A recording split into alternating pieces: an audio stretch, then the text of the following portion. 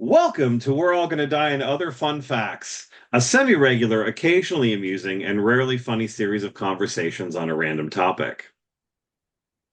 This episode is entitled Hope Really Is a Prison, and it's about a collection of new ekphrastic poems entitled Hope is a Prison, with photographs by longtime member or longtime guest of this podcast. He's sort of the Paul Lynde of, or Tony Randall. I guess it was Tony Randall on The Tonight Show whenever Johnny didn't have somebody you called Tony Randall. Jason Baldinger is the Tony Randall of We're All Gonna Die and Other Fun Facts. But our guest for this episode is not Jason Baldinger. It is Rebecca. I'm panicking about your name. I'm Try so it. Try sorry. it. You got it. Try it. Shamita? Rebecca You're close. Shamita? Shemeda. Shameda. Shameda. And I'm sensitive. I got one of those names. Yes. Rebecca Shameda. Yeah, so let's get also Rebecca is author of Sentenced, of Waiting at the Dead End Diner, of several other books that are not sitting on my desk in front of me right now, and with Jason, one of the editors of Trailer Park Quarterly. So, hi and welcome. Hey, thank you for having me. You're welcome. Is there any other notes of biography that I've forgotten? Or you said I did my homework, but I realized no. I think you're good. I You covered the basic books and all that, and I think the work in itself will speak for itself. Yes. So yeah, let's just get into Hope is a Prison. So I mean, one of the things I guess people should know who don't know your work. So you're primarily a narrative poet, which speaks to sort of what I do as well. Um, but yeah, and the three collections of yours that I've read, again, Waiting at the Dead End Diner, Sentenced, and Hope is a Prison, are all highly focused on a particular character, a particular situation, and almost I don't want to say read like a novel, but there is a strong progression. There's a strong unity in terms of subject matter, but also there is an evolution, I think, of character and a feeling and of experience that's really interesting. I mean, sometimes I like to read a book of poetry like eating a box of chocolates, and I'll take one from over there, and oh, that one underneath you can't do that with these, I don't think. I think, you have to read these in sequence, and they are stunning. Oh, thank you. Yeah, absolutely. I started writing like stories, and because when I was an undergrad, my professor Tony Robinson in New Paltz wouldn't allow us to write poetry. He only let us write short stories. And yeah, so I used to have to write short stories and then I'd turn them into poems. So that kind of helped develop that narrative edge. Interesting. So we talk about sort of the development of Hope as a Prison, because that is also uh that's also a collection of photographs as well. Yeah, it was really cool. I met with Jason. He was here for a reading a while back, and he we had been looking at some of his photographs, and I was like, "Can I write a book from your photographs?" Because I was having a hard time writing at that time, and Mm. he's like, "Absolutely." So he sent me a bunch of photos, and then I started working on a storyline, and I incorporated his photos into that storyline. So it was kind of it was a new project for me. Fascinating. And, it's also fascinating for me, so I went to college near where the former Crescent State Prison, Pennsylvania State Prison, and also before it was a state prison, it was a sanitarium for tuberculosis patients. And so it is this sort of very mythical place that you couldn't get to. And Jason actually invited me to go out because he was going to tour the place. And unfortunately, I guess it's now the site of a marijuana growing operation. legal, above ground marijuana operation. And also, I guess there was they just kind of let him go. He just said, they were like, "Oh yeah, just come back when it gets dark," which was a great thing. But I think, like some state regulatory things said, there's parts of this building that are deeply unsafe, and you probably shouldn't just let people wander through it. So you can't actually go there anymore. Yeah, that I think the photographs he took from that experience are amazing because he had such range and freedom to explore, which made it Yes. really wonderful. It was really it's such a he had so many beautiful photographs that were so intriguing, and the story behind it is amazing. Yeah, I mean, yeah, there was a local PBS special that I think might be either archived on the PBS app or on YouTube about when the Crescent Sanitarium was. It was a town that Crescent is a town that's very easily accessible by railroad, and so it became a place. And there were these like sort of springs, and there's this sort of constant moisture in the air at night in the summer. And so it became both a place where wealthy people had summer homes, including like Andrew Carnegie had a summer home in Crescent just down the hill from the sanitarium, but it also became this place where people would go to try to heal their lungs. And then it became a prison. So, yeah, Yeah, what a transition, huh? yes. Yeah. And so then, what you did with these photographs, which I think is fascinating, is this character Liberty. If you could talk a little bit about like the sort of the narrative arc of Hope is a Prison Sure. and the So inspiration. thank you. Yeah, Mhm. Liberty, like, and Liberty is not. So I work in alternative education, Mm, and well, I did for 20 years, and I worked with kids that were going through like traumatic events in their lives and trying to get through high school. And Liberty is kind of like parts of different students I worked with over the mm, years.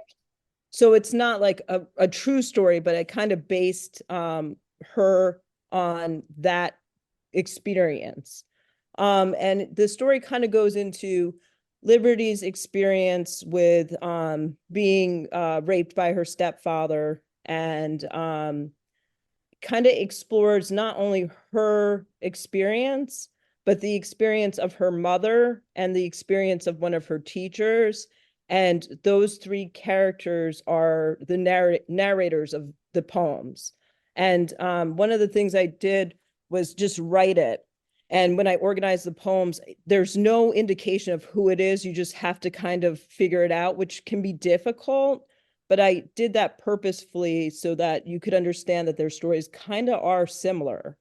And I don't know, sometimes I don't know if it worked exactly how I wanted it to, but I that's what I was going for. And that was new for me. I never did that before. yeah, now that you say that, it does now. I mean, and also I did kind of read it kind of quickly, but it does give me this interesting like reason to pause and reflect on that collection, and you think about then how trauma ripples through lives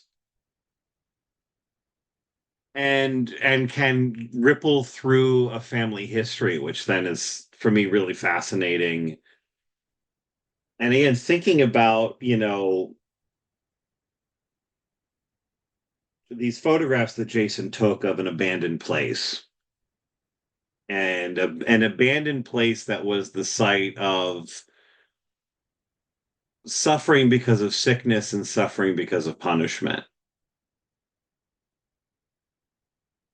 And how then these poems unpack these really complicated emotions from these different perspectives. That's yeah. I was as an educator, I was particularly enamored by the teacher figure because I had, not that I went through anything close to what Liberty went through, but I did have a few teachers as a kid who kind of knew something was up. And as an educator now, he's like I mean, granted, I deal with college kids who, at least my students, can be very sort of cagey and private. But you know, when that spidey sense goes off and you don't know quite what to do. Yeah, it's such a challenge, I think, because you want to help. And also now more than ever in education, there's boundaries you can't cross, for, obvious reasons, for your safety, for the safety of the student, for everyone's safety. But I feel like, it's, as a teacher, as a, professor, that you gain such a relationship with your students. And especially when they're, you're older and they're younger, um, you want to kind of guide them and Yeah, help them, but it's scary to know where the boundary is. And then sometimes you relate to them because you've been through similar experiences, which yeah, completely changes the relationship. So I worked very close with alternative learning kids and got to know them. And I was always working really hard to figure out, making sure that I was there for them, but also, there was that, professional boundary. And that's difficult because you want to bring the kids home and help them, I yeah. think. And, you know, you can. So it's a challenge. Yeah, and so actually, you know, one of the poems that I would love for us to explore, for you to read, um, well, actually, can we do Last Day of Freedom on page 35 Yeah, absolutely. as a moment where, yeah, was as a moment where Mrs. Pinsky, yeah, becomes Yeah. that sort of angelic figure. Yeah, absolutely. It's the last day of freedom. On the last day of school, I find a public library card with my name on it and a pink heart-shaped sticky note with the words "Don't give up" written in perfect cursive. When the bell rings, I let everyone go out before me. When I get to the door, I wrap my arms around Mrs. Pinsky's waist. She smells sweet like candy or roses. I look up at her, and a few raindrops fall on my cheeks and run down my face. If I didn't have a bus to catch, I would hold on to her forever. So, yeah, I mean, I think that connection, I mean, what you do for kids is so important. And I definitely had moments with my own students where, you know, they would get me crying with their stories in their life. And I found that, as a challenge because you have to really make sure that you do what's in their best interest and care for them. And it's hard. It's absolutely hard. So I felt that teacher, and and I felt, the pain of her, too. Yeah, and I think there's also something to be said, and I think the way that the poem, you know, being called The Last Day of Freedom, and it's the last day of school, which is an interesting flip on kind of how we tend in this culture to think about the last day of freedom, just what it means as an educator to create a classroom environment that just is a safe space, and how that, for kids, if you don't know what's really happening in their lives, how school can be an oasis. Yeah, it absolutely is. I mean, I had students that, over the years who, they'd come to school sick because they wanted to be there. And it is a safe spot if you're a teacher who is listening and reading their cues and care. Because I mean, that's why we do it. I mean, we obviously don't do it for the glory or the the pay necessarily. Yeah. There's so much more, I think, to education, a love for what you're teaching, and a love for sharing that, and also a love for people and relationships. Yeah, it's something I honestly say, this is my 20th year in the classroom. And you can get quite cynical about things, or I can get quite cynical about things. And it's like I need to remind myself of that you're maybe making space. I remember in my Facebook memories last week, we had 4 or 5 years ago, we had it was before the pandemic, so it was at least 5 years ago, we had a student death on campus that was quite dramatic. And I remember talking to an aunt who is a counselor at a university, and I was sort of like, what do I do? And she said, well, make sure you have class. Make sure that there is at least a piece of that routine and a piece of normal.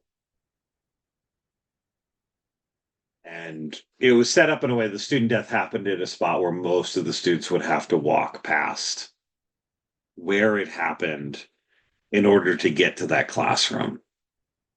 Wow. Yeah. That's And intense.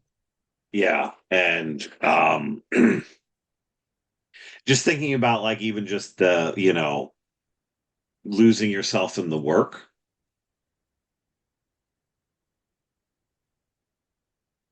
as being important sometimes. Yeah, absolutely. Yeah. Which the other poem then, I think the other thing about, and I will say this about, thing about Hope is a Prison, Sentenced, and Waiting at the Dead End Diner. One of the things I really like about your poetry is within the narrative, there is this sometimes, and I could see this as, if you started writing poetry or out of an extension of fiction, there's always this very stark moment where a choice had to be made, or there is some sort of like image that is this like very core, very primal emotional experience. And whether that's centered around an object or a choice that someone has to make. Um, as I was going through my crash course of reading these 3 books in a week, uh, you know, that was the thing that struck with me. And so I was wondering if you could also read then on page 15, The Hole in My Backyard. Yeah, absolutely. The hole in my backyard. Before they got me on the bus, the younger of the two women who questioned me last promised that it would all be over soon. The older woman elbowed her gently. I held on to hope for a few days until after school on Friday. My mother was waiting in the living room when I got off the bus. I could hear my brothers in the backyard. They were probably playing baseball with a broom handle and a pair of rolled up dirty socks. You lying slut, she said. You stupid lying slut. After that, no one looked at me. There were no more sandwiches wrapped in the Sunday funnies. Since no one believed me, my father became more brazen. He didn't have to bring me to the track or to the church anymore. All he had to do was close a door behind us. People stopped asking questions when they don't know when they don't want the answers. Every day at school, I was given hot lunches. Sometimes Mrs. Pinsky would leave something in my desk, a plastic bag filled with cookies, a pair of winter gloves, a roll of quarters, a deck of cards, a small teddy bear, a brand new paperback copy of the of Black Beauty. When the gifts began to pile up, I placed everything non-perishable into a shoebox, dug a hole in my backyard, and buried my hope so no one could steal it from me.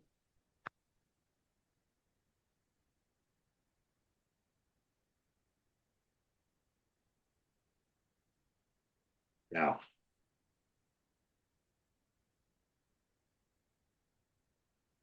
So my wife is also is an educator.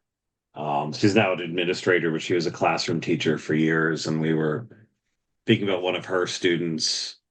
Um, she's trying to help now, and that idea of, if you have a toxic parent relationship, life teaches you to ruin things before they can be ruined for you. Yeah. It's so hard too, because when you think about it, um, the toxic parent was also a victim of whatever, happened in their lives. Not to at all support continual negative behaviors, but you wonder what their stories are as well. Yeah. And I find that intriguing, like why and how can you do the things that you do to your children? Um, and it's such an interesting question. Sometimes you wonder if the parents were given some more support, um, and we had a more open world where we could talk about trauma in a way Mhm. that isn't as an embarrassment, but a lesson. Yeah. It would be so nice to be able to heal that way instead of continuing cycles. Well, that is true. And I mean, I do think about like social change in my lifetime and our lifetimes. It's we're going through this moment where we have this almost sort of profound compassion fatigue,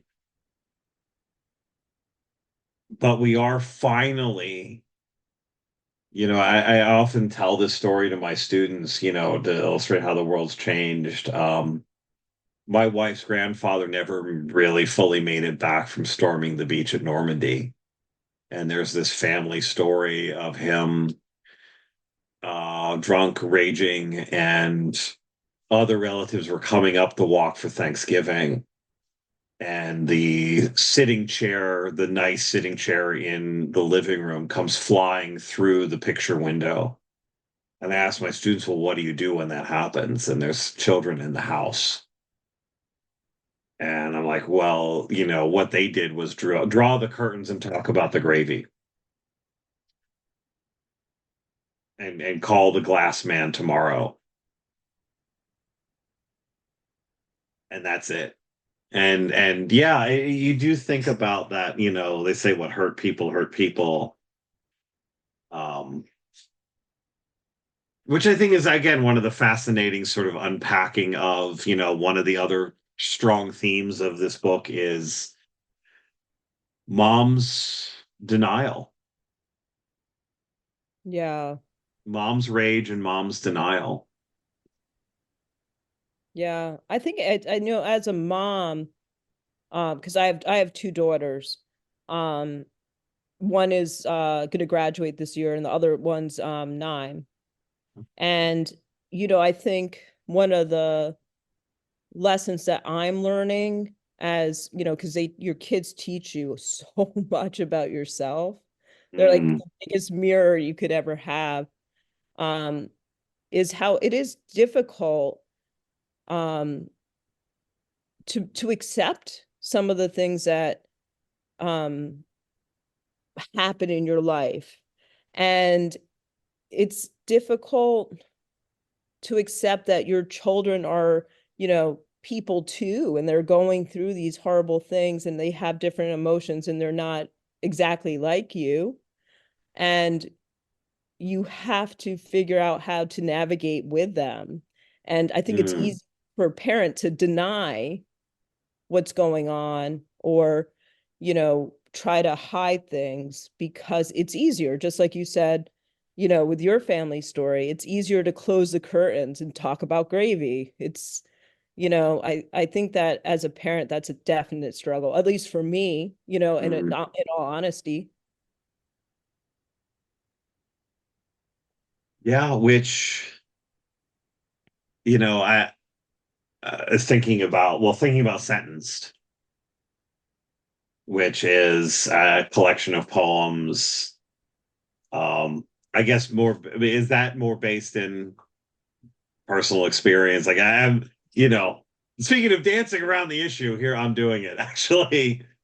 Um, yeah, about having a brother who is incarcerated. And actually then and that's one of the key themes of Sentenced is um your own children and your own extended family, you know, knowing and their sort of their loss of innocence around that. Yeah, it's an absolute true story. Um, and some of my books are, I write very thematically. Some are true, some are twisted a little bit to fit a certain narrative. Mm, Sentence is completely you know, my perspective of what occurred. Um, but yes, my brother is incarcerated. Um, and and he killed the accidentally quote unquote the mother of his children. um mm, in the story, the reality of what happened in the story of his life is so unusual because we lived a very good life. You know, very caring parents. um you know, I had a very strong relationship with my brother. I still do. I still talk to him. Um, but you know, unfortunately, the events occurred, and they deemed the events to be um, directly influenced by schizophrenia. So, and that's no, when you talk about mental illness and a crime, I want to be very careful. Um, hmm Someone, you know, that I loved is not with us any longer, and many people suffered. So I'm not making an excuse for Yeah. anyone or for my brother. Um, However, I think stories are so much richer than what you read in the newspaper or Yeah. think you know. And you know, I think with, you know, working on a book that's so personal, you have to be careful that you tell the story and you do it while you want to tell it from your perspective. You also want to be careful that you don't influence the readers to believe something. Um, Mm, and that I found really difficult because I just wanted to tell the story. It's totally my perspective. Um, if Amy's family wrote the story, it would be completely different. yeah. If my brother's sons wrote the story, it would be different. And if my daughters wrote the story, it would be different. And my brother's Yeah. story would be different. Yeah. So that's a difficult way, you know, Yeah, to to go. wade through that. I mean, for me, I was thinking like a companion text, the Stuart Onan novel, The Good Wife, which is about a woman who's unbeknownst to her husband um, was doing breaking and entering, and the old lady who wasn't supposed to be home was home, and all of these things happened. I tried teaching that novel once, and my students could not understand how there could still be a bond in spite of,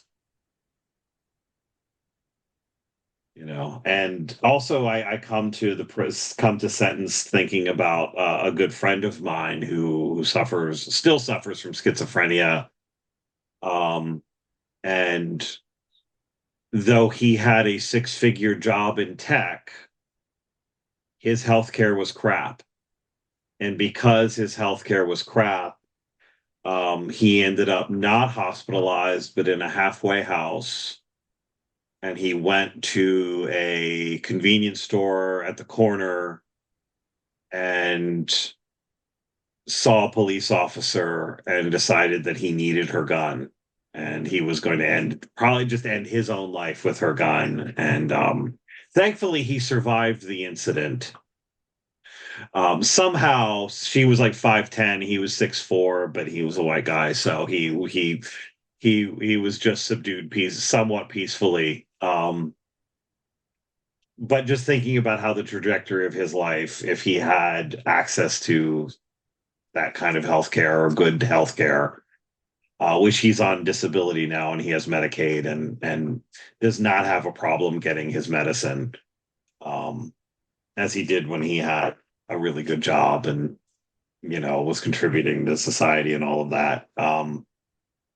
Yeah, so that conversation around mental health, especially in this country, is such a complicated one. And then what happens to those people who do slip through the cracks? And yeah, Yeah, and it's sad because I think you would think it's getting better, and it's not. yeah, Um, and once you go to prison, there's no rehabilitation. Um, it's almost zero. yeah, So that's also hard because the number of incarcerated individuals that are mentally ill is staggeringly high. yeah, So, if they are being released back into society, they've gone through a different trauma and now they're being released. So we're kind of creating a, you know, bigger problem. It's yeah. hard. I mean, there's no answers, but it's so hard. Yeah, so I was wondering, I mean, so we could read The Prisoner's Pocket Watch on page 57 of Sentenced. Yeah, absolutely. It's so funny because I just found this. I, I'm Mm. I'm moving and I was packing stuff and I found this. So, Ah, The Prisoner's Pocket Watch. The silver engraved pocket watch I gave you for your graduation rests like a prisoner in a cell, waiting for someone to open the latch and discover its sunken face and trembling hands. No one is sure when your brain stopped working the way a brain is supposed to, or when the heart of my offering stopped beating. The medications they give you to control your schizophrenia will never make what happened go away. And even though mom will probably not be alive when your time's done, she saves the watch for you.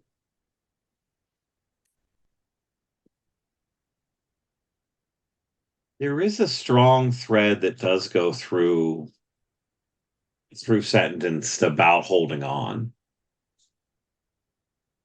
And I think the metaphor of objects and thinking about objects is a really interesting trope throughout that collection of like, what do you do with these things that are sort of forever trapped in amber?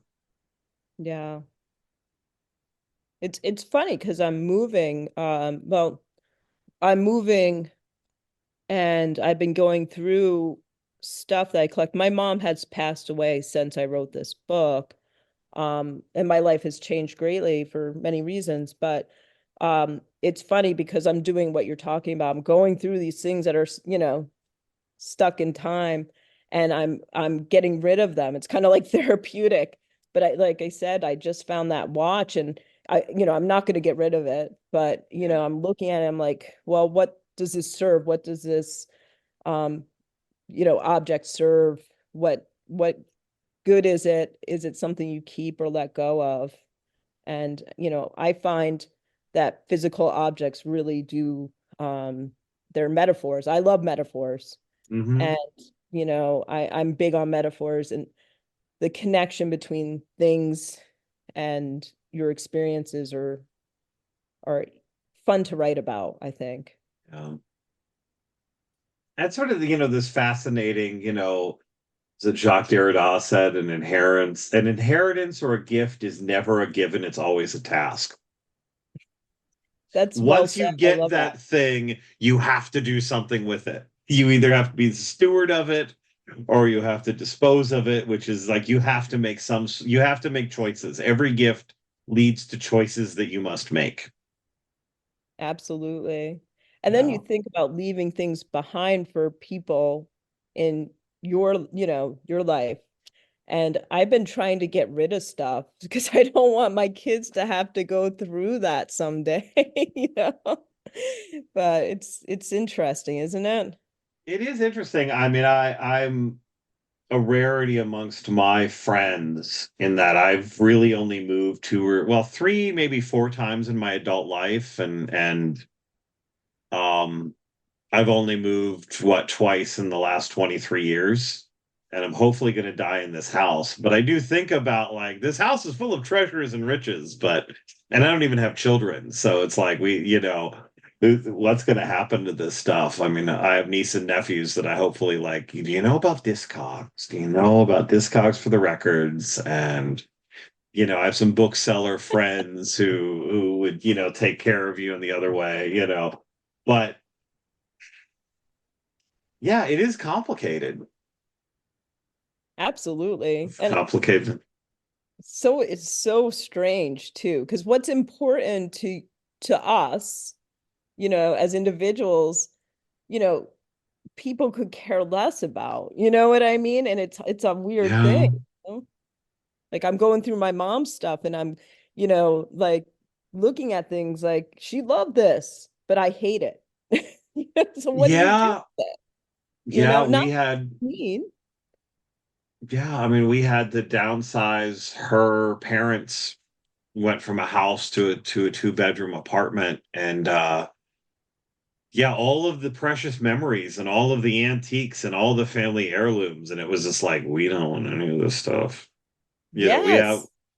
and all the children were adults by the time this happened, or all the children were in their at least their 30s when this happened and we're homeowners. And it was like, no, we're good.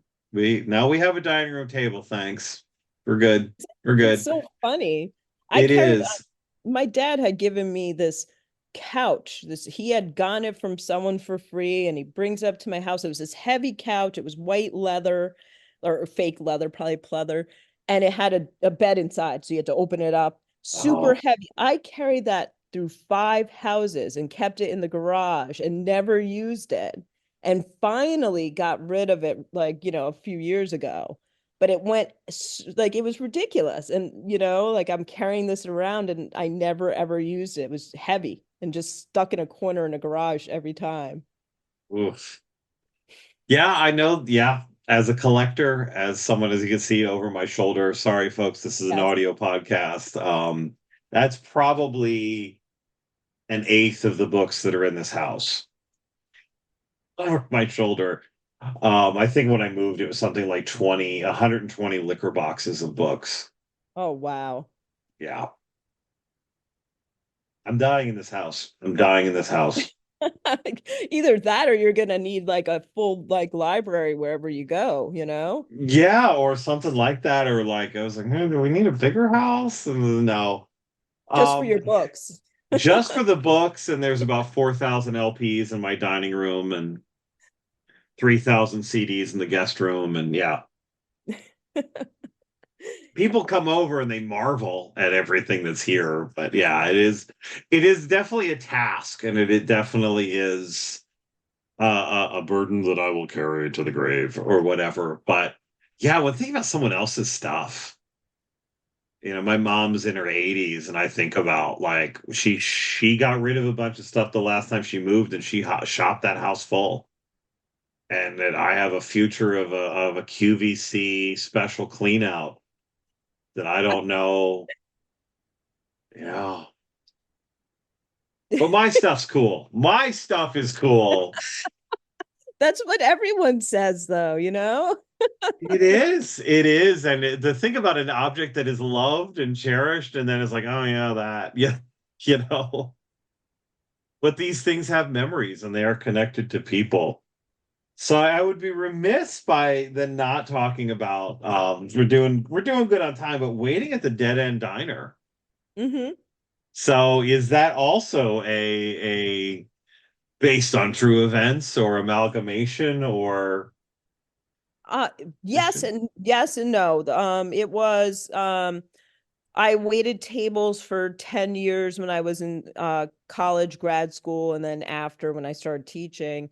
And it's the characters are, besides one, and I'm not going to say who, they're all real characters. However, Hmm. I put them into one restaurant instead of like I Oh. worked with them in different restaurants. Some of the like people I worked with who read the book were like, "Oh, I know exactly who you're talking about," but this person wasn't in. I didn't work with that person, and I'm like, "Well, they were in another restaurant." So Mm. I used my experience and molded it for that book. That, so I guess that's also one of the things I'm fascinated with, where I think about my own writing, about that sort of being narratively correct and emotionally correct. Well, And we're how do you writers, we can balance do what those we things want. out? What was that? We're writers, we can do what we want. We're writers, we can do what we want, and but I will teach but I also feel like sometimes, and maybe this is my own denial of death, right? As you write, and so that somebody at some point, oh yeah, that person existed once or something, you know. Um, or at least that there's a validity of my experience, and that like I'm sure like this happens for you as a narrative poet. Like people read these things and then they share their own experiences. Yes, all the time. Yeah, and you become almost sort of amateur therapist, or you find out things about people that you never would know Yes. because you've Absolutely. already That's so shared. funny. Yeah. Yeah, and so there's part of me that's like, oh no, Fidelity, Recording Angel, and then I teach Richard Hugo's The Triggering Town, where he's like, you owe reality nothing, and you have a generative subject and the poetic subject, and you have to ditch one for the other. And I love teaching that book because it is something I struggle with in so many ways in writing. And I still don't know what to do with it. And I don't know if I'm ever going to know what to do with. I think probably if I figured it out, I'd probably quit writing or just start writing novels, Well, I don't think. figure it out then. Yeah. 'Cause I love your poetry. I love your Oh, narrative. thank you. Thank you. Thank you. And so for you, yeah, how do you negotiate that, being emotionally correct, or this like sort of like, yes, but that's what makes it a good poem, and that's not really what happened, or again, squishing human beings together in one diner. Yeah, I Yeah. think that's a great question. I've never even thought of, I mean, I have, but in different ways. Um, I feel like I'm always honest with my emotions. Like Mm, that's always very that I feel like if you read the any of my books, my emotions are always present and how I would react to any given situation is pretty accurate. Um, However, you know, I think that, you bend parts of the story to make them work. mm, For me, because it I believe at times when I'm doing it, the story's not always about me, right? Even though I'm a yeah. narrative poet, a narrative, I love narrative, the narrative in general. I feel like I also want to give a gift to the reader because they're not going to read it if they don't get something from it. Yeah. So that's where I feel like the creative um, alterations come into effect. And usually, like I said, I'd say 75% of Waiting at the Dead End Diner is factual. I just mush some things in together.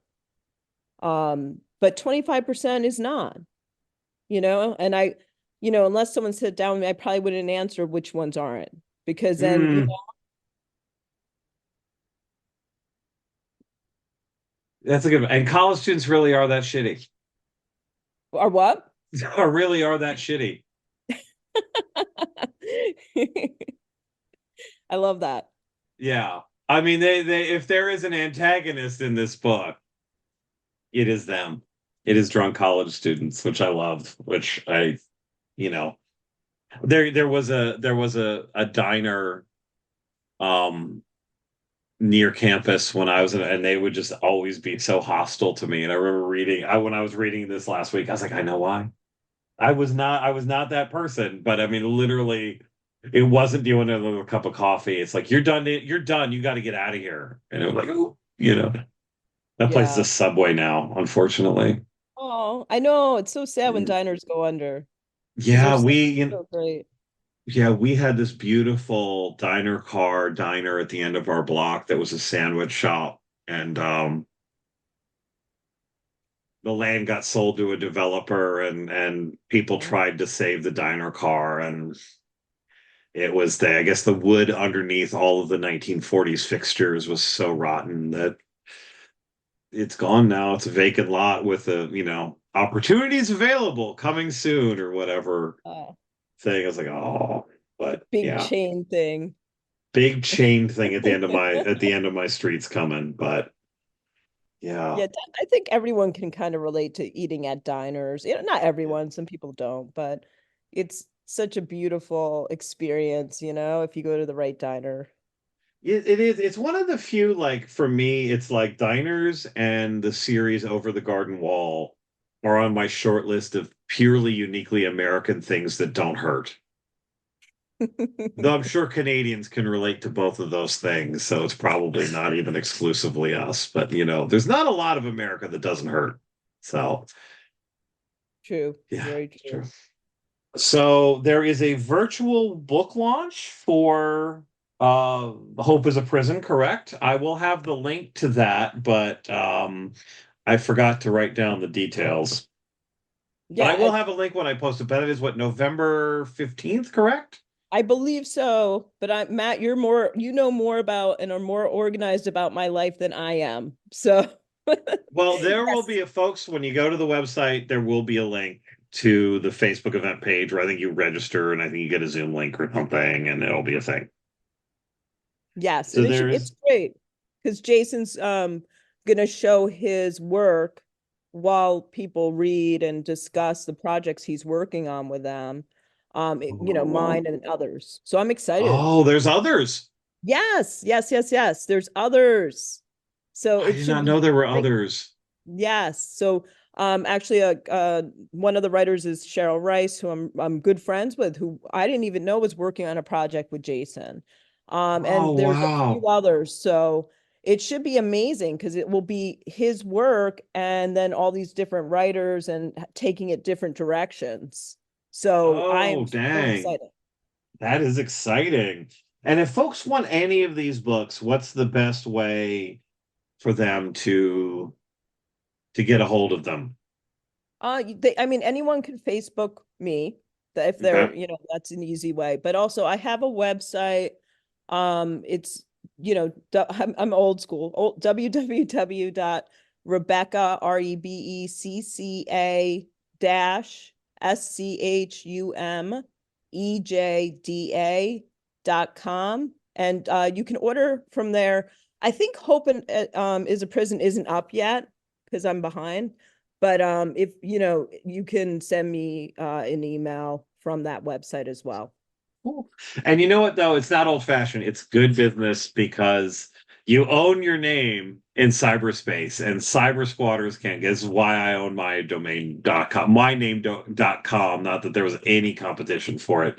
But I figured at one point something I write is going to get out there, and right-wing cyber squatters are going to want to take over. So having your name, the website is brilliant. I mean, you're stuck paying for it forever now, but no, you got to do it. You got to own your name.com.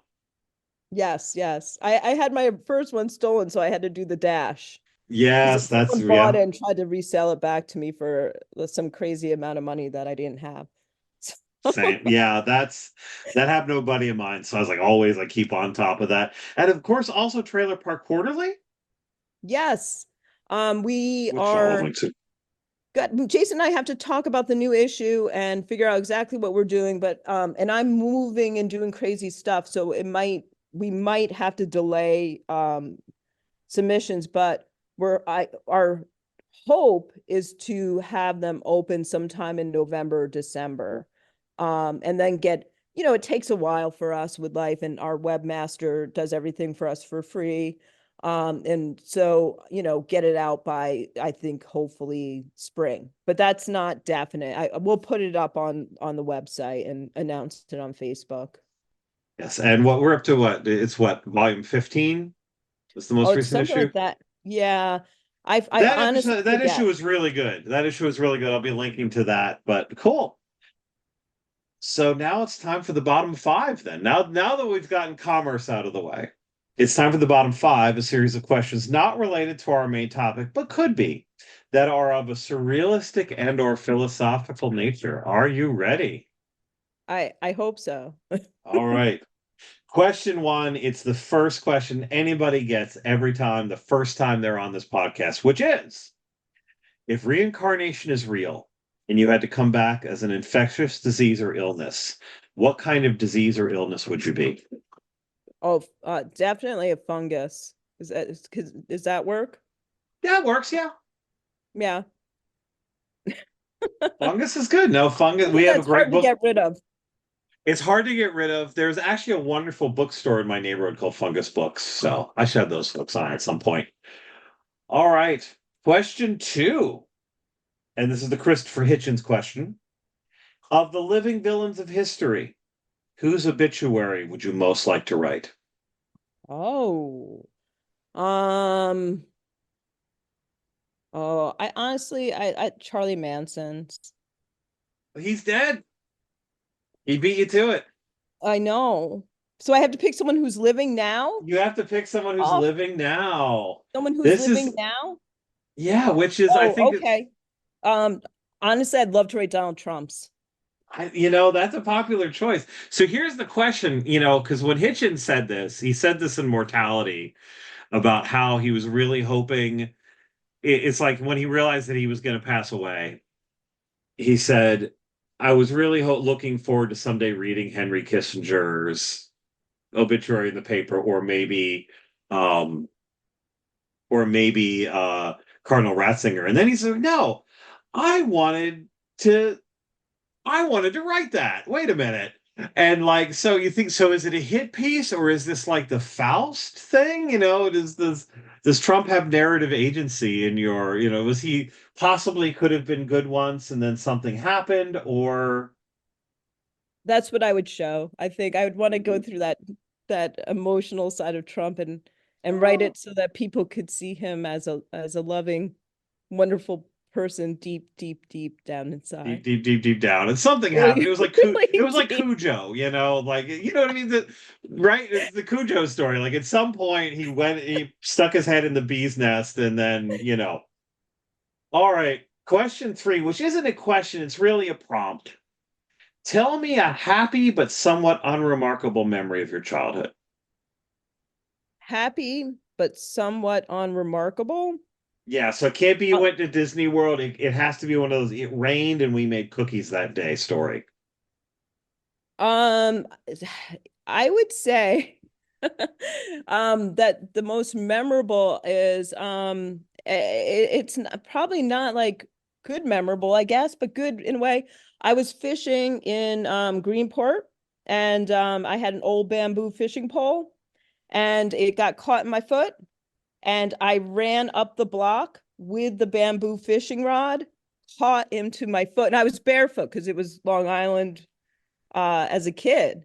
And I ended up running around a fence to go into my yard, and the bamboo pole got stuck in the fence and it ripped the hook out of my foot. And Oh, and it's not memorable because it's beautiful or anything like that, but it's like a memory that I love. And I tell that story and I love it. And oh I cried wow. really hard, and I was a complete baby, and but I ran because I had gotten it stuck and it hurt so bad I didn't want to deal with the pain, so I ran and it I made it feel work. that now. I get that. Yeah. That's a good child response. or a sensible child response. Maybe not a sensible adult response, but as a child, you Exactly. absolutely want to do that. All right, question 4. If you had to choose, would you welcome the total elimination of day or night? Day. Day? Day's gone? Yes. I like darkness. Same. Sunrise does nothing for me.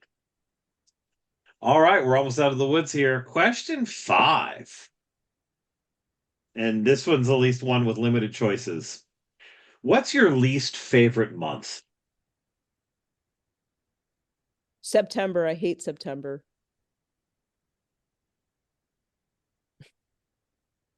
September is the zombie summer month, isn't it? Like it's the, yeah, And for me, I go back to work and same. it's so busy and it's all silly stuff, and not in a mean way. I shouldn't say that, but it's so busy that you can't breathe and it's still hot and then it's cold and then it's hot and Yeah. I don't like September. September is not good. I get So I it. need to know I'm an August guy. Yeah. what's your least favorite? I need to know. I think for me it has to be August because that's when I Okay. go back to work and it's even more like I don't know. So you're in Albany, right? Or near Albany. Yeah, I'm right outside of Albany. Yes. Okay. By the way, the best vanilla ice cream soft serve ice cream I've ever had, Carver Cream in Albany. My wife briefly worked for the Albany Charter School Network, and she lived up there during the week and would commute on weekends, or I would come up there. Oh, wow. Carver Cream in Albany, best soft serve vanilla I've ever had. I'll have to But check I it out. I don't. don't know. Yeah, it's just a pillow. It's just a pillow of vanilla. Um, August in Pittsburgh is just dreadful. The weather here is never good, except now we're having this insane, crazy drought season that is kind of terrifying. And at some point, Pennsylvania will have wildfires like they're having in Canada. I'm convinced we're moving in that direction, which is bums me out. But um, the weather in Pittsburgh is never good. August is the absolute worst, and I go back to work. The one nice thing is there's a punk festival I go to in August, usually the weekend before I go back to work. But that's the one nice thing. But other than that, August can just go away for the same reasons you don't like September. August is not vibing it. I hear that. Yes. All right. I think that's about it. Again, I will have links to Rebecca's website. I will have links to the virtual launch reading. I will have links to Trailer Park Quarterly on our website. Thank you so much for coming and having this conversation. Oh, thank Um, you. you're welcome. And then let's do this again. Next book, let's do this again. Our next episode will eventually happen, and it'll be about something, probably another book of poems. Our homepage, where you can find new and old episodes, is gonnadiepodcast.com. We're also on Apple Podcasts, Spotify, and other services. We are on YouTube Podcasts now, too, because Google Podcasts went away. We're All Gonna Die is still clinging to Facebook. Everybody hates Facebook. So do I. But thank you, Rebecca, so much. Thank Shemeda. you. Rebecca Shemeda. Yes, you got it. Yes, thank you, Rebecca Shemeda. And thank you to Andrew Fox for the lovely theme music. Later, meets. 2, 3, 4.